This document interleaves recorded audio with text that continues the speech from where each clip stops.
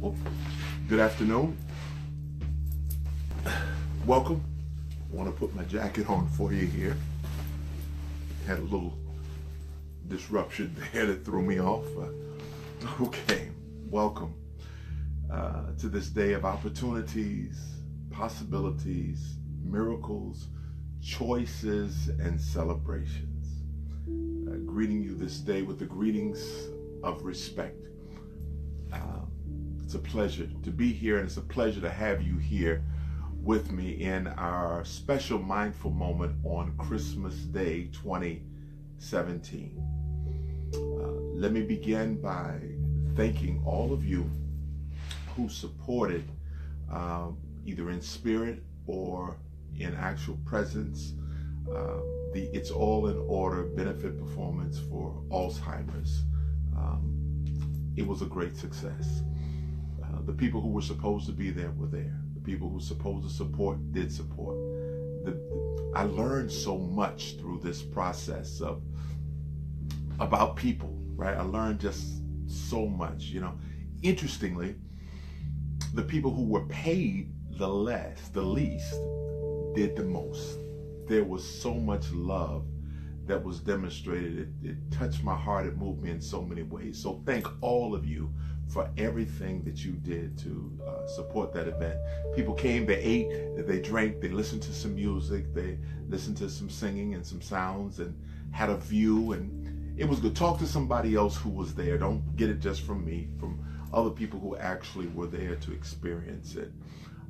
So I want to thank you for that, for coming out and making it the success that it actually was. I want to dedicate this particular show because that happened to be my birthday. It was a day of many smiles, things that brought happiness, and some things that brought some sadness as well. On that day, the 22nd of December, also a person who I would call a friend made his transition. I found out about it the next morning. He transitioned on the 22nd. So I'm dedicating this show to Joe Davenport and his lovely wife, Cheryl. Joe made his transition on that day. A man who definitely said what he meant, lived life on his own terms, said what he meant, did what he loved, and was who he was no matter where that was. So I dedicate this show to him, as the saying, may he rest in peace, may his family live in peace and be able to find their center again. That's my wish. But this whole show is dedicated to them. This being our last show of this year. And after these episodes, I'm going to take a break for a while. I'm coming back, but I'm just going to take a break for a while. So we're going to do the last 3 lessons from the airport, 48, 49, and 50. That's the last segment. So we have done 50 segments for this year. And I think that's a good number to pause at. Not stop, but we're just going to take a pause here for just a moment. Last week we talked about fastening your seatbelts and what that meant to secure yourself in the case of turbulence or something unexpected happened. Did you assess that? Did you figure some things that you need to do to prepare in advance for the unexpected that might happen at some point? Hopefully you thought about it. I put a comical video up of Key and Peele talking about being ready and not being ready for the turbulence that comes in life. So how about relaxing and breathing? Our last time together this year. Let's just inhale, exhale, relax. Inhale, exhale, relax. Inhale, exhale, relax. What I would like to add to your toolbox for relaxing and breathing this time is something that came up. My daughter actually mentioned it when we had Daddy-Daughter Day back in October. And there were people that were just so kind to us and just giving and doing, and it seemed that they were as happy giving as we were in receiving. You know, it's something said somewhere that there is more pleasure in giving than there is in receiving. So in being able to relax and breathe, find a way or an opportunity to do good for someone. And at that time, my daughter said, my youngest girl said, doing good for no reason, right? And I said being good for nothing, and that's not the same thing, right? So being good for just no reason, not for, I'm doing this for you, I'm volunteering to help you so that you can do a favor for me later on. That's not what we're talking about.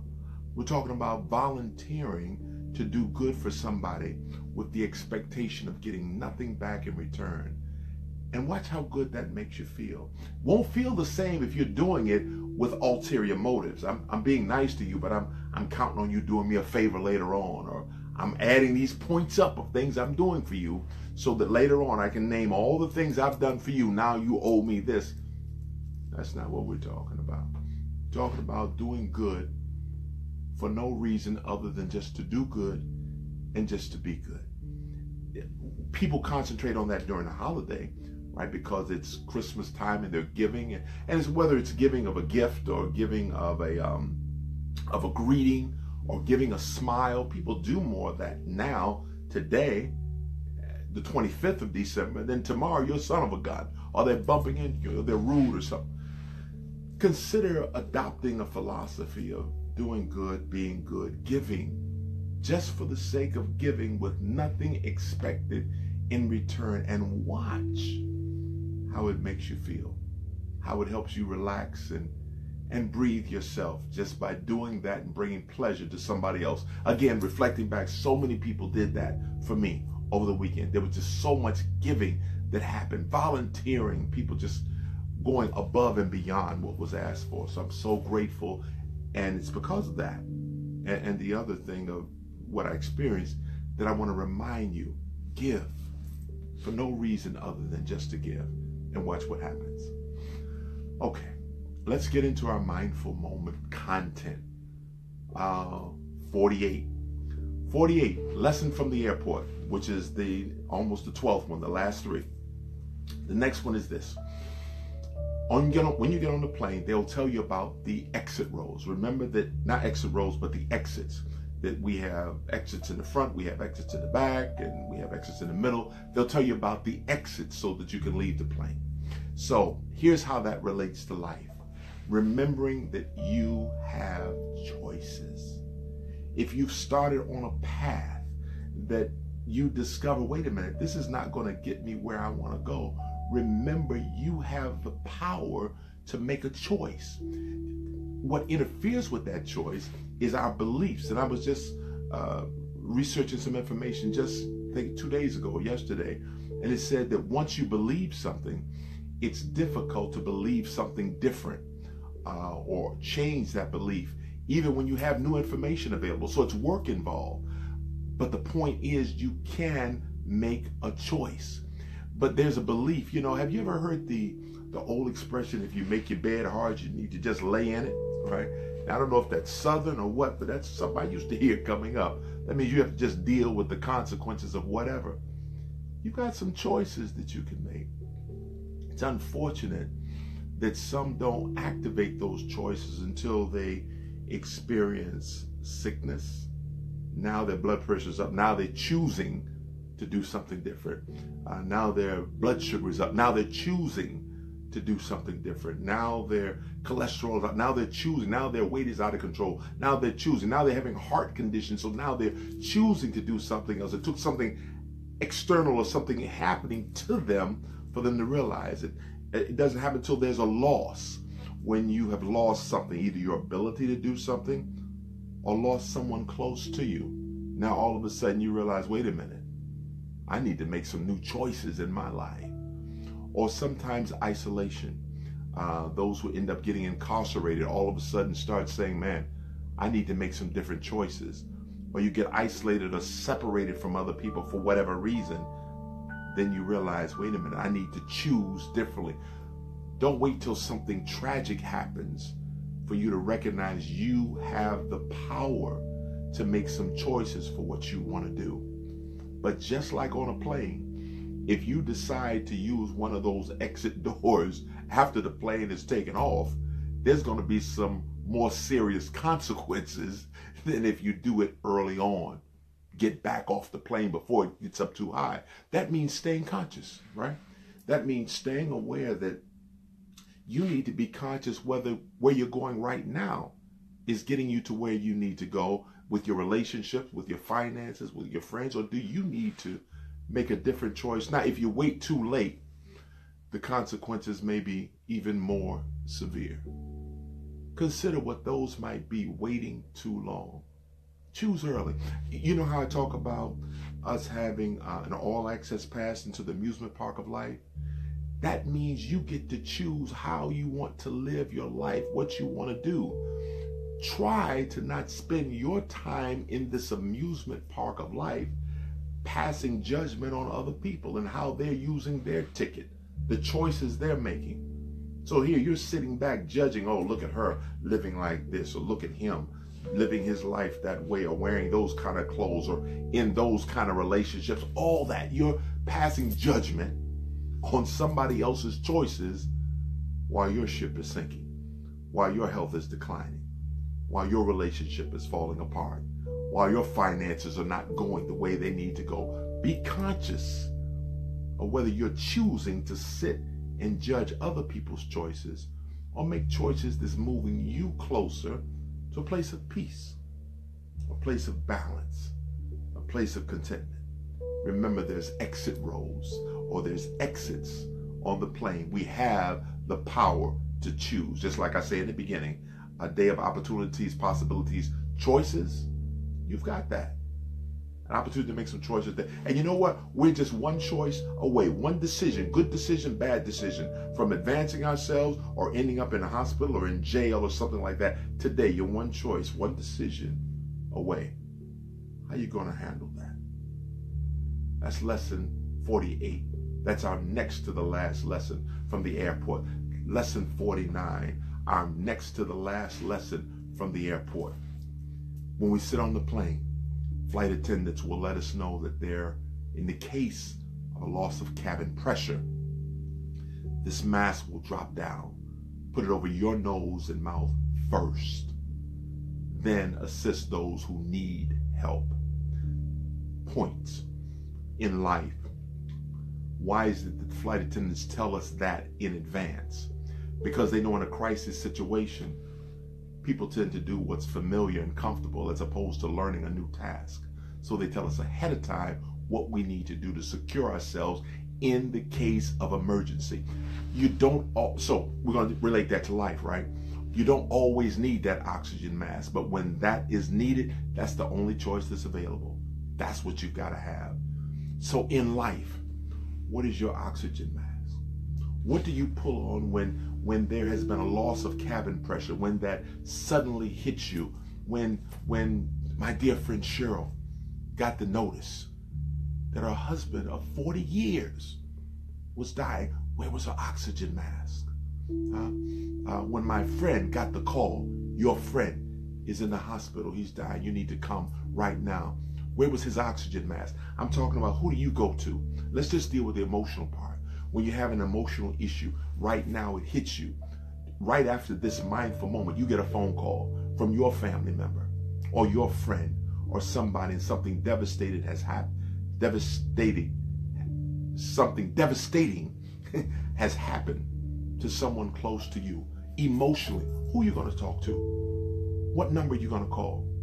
You have that 3 o'clock, that 3 a.m. person that you can call to help you manage things emotionally when things are out of hand.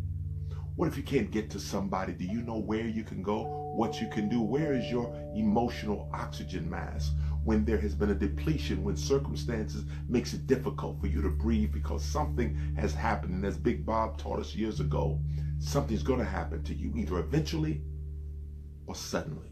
Who do you go to? What can you do? Where can you go to help recenter yourself, to help you manage that? Because if you don't take care of yourself, you will not be able to function well emotionally where you go. If something intellectually becomes overwhelming, you're trying to figure out, how do I process this? How do How do I manage this situation that's going on? How do I figure out how to handle my finances, my insurance, some class I'm taking? I need to mastermind with someone who is of equal or higher intelligence.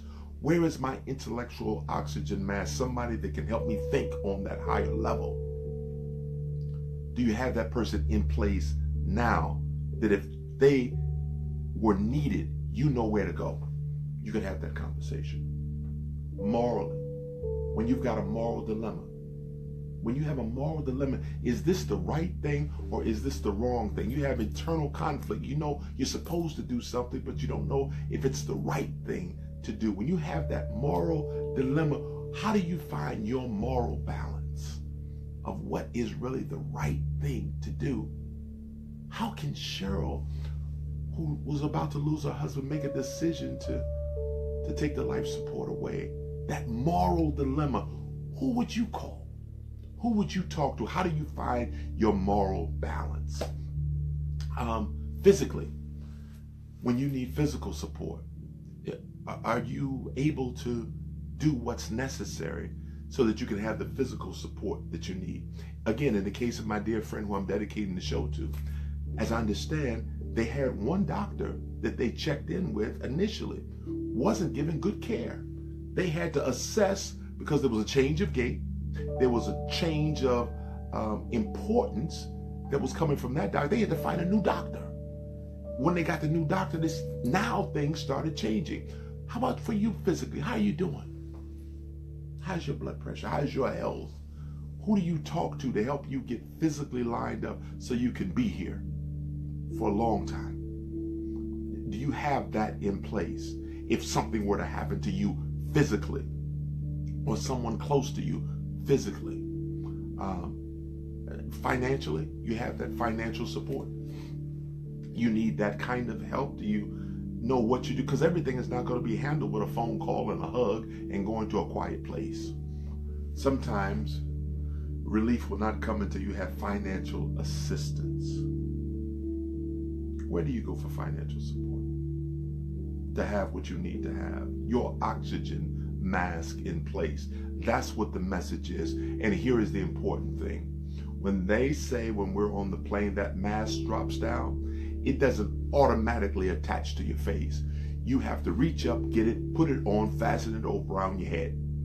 That means in life, your intellectual support, your emotional support, your moral support, your financial support, all the physical support, that means you have to actively do something. It's not going to just show up and be there to help you. You have to take some steps to bring it to you to make sure that you have the resources that you need in the case of tragedy or something happening unexpected. And it's going to happen at some point to everyone who's watching and even those who are not watching. It's going to happen. Where is your oxygen mask for life? Do you have it in place, or are you just assuming and hoping things are going to work out? And you know as well as I do, hope has never been a successful business strategy. Bringing us to our last lesson from the airport. The last lesson from the airport is this: as we are about to leave the plane, the flight attendants will say, be careful in gathering your belongings, because it's possible that items may have shifted during this time, during your travel. Here's our life lesson. When you've continued on your journey and you've gotten the things that you were trying to get, you've accomplished some of the accomplishments that you wanted to have, whether it's educationally, whether it's spiritually, whether it's financially, whatever it is, when you have gotten a little closer to your destination, you may sometimes try to go back and reconnect. Let me start off with people. Reconnect with some of the people that you put to the side before while you were on your journey. Be conscious that things have changed, and they may have changed to the extent where there needs to be adjustment made to have a proper reconnection. One of the problems that happens in relationships is that people sometimes try to reconnect based on old information. You're not the same person that you were when you began your journey. I'm not the same person now that I was before I started the journey for the It's All in Order event. There have been some changes made. So when you go back and try to talk with your old friends, you may discover we seem to not really be connecting. I seem to be at a different place. You try to have the conversation, you find the conversation may not flow like it used to flow. Maybe they have changed, but the reality is both of you have changed. You're probably in a different place, and they're in a different place as well. Be conscious of that. And sometimes many of the problems happen when you try to come back and say, I don't know. And there's a feeling of loss sometimes. Man, the people who I experienced it personally, the people who I was very close with in the 70s and early on, I don't have the same relationship with some of them now. In the 80s, I don't have the same relationship. We've all moved. Just like if you were to look at any plant in my home, and I have a lot, each leaf has grown in a different direction. It doesn't mean that one leaf is a bad one and another one is a good one. They just grow in different directions. They're not like this. They're like this now, still growing. Assess that with the people when you attempt to reconnect after you have gotten your degree, after you bought the new house, or after you lost your home, or after you recovered from that illness. When you reconnect, you might find that things have shifted or changed a little bit. Be flexible to understand and accept where they are and what adjustments might need to be made. Even with the places, you may try to go to some of the places you used to go to, and you find it doesn't feel like it did before. It feels a little different. It doesn't feel quite the same. You don't get the same excitement that you may have had before when you went to some of those places, because things have shifted. You've shifted. The things that used to excite you before doesn't excite you like that anymore. Maybe there are new things that triggers your interest and your curiosity and your excitement. Things may have shifted during your journey, places, and also the things that you do. There may be things that you used to do. You may used to drink a certain way. You may used to eat a certain way, and you go back at the end and you try to eat that meal like you did before, and you don't have a taste for it. You try to do some of the things that you used to do, and it just doesn't feel the same. Realize that in your journey, it's very likely that things have shifted. Be conscious, stay awoke, keep your third eye open of consciousness that people, places, and things, and you change and continue changing. That's the only thing that's constant in our journey. Remain flexible. Looks like our flight has finally arrived to its destination, whole and intact. I want to thank you all for having been on this journey with me in 2017 of mindful moments. I encourage you to look for opportunities to revisit some of those videos. Look for an opportunity to give for no reason other than just to give. Look for an opportunity to assess your choices that you have to make in your life so you can have peace in your life.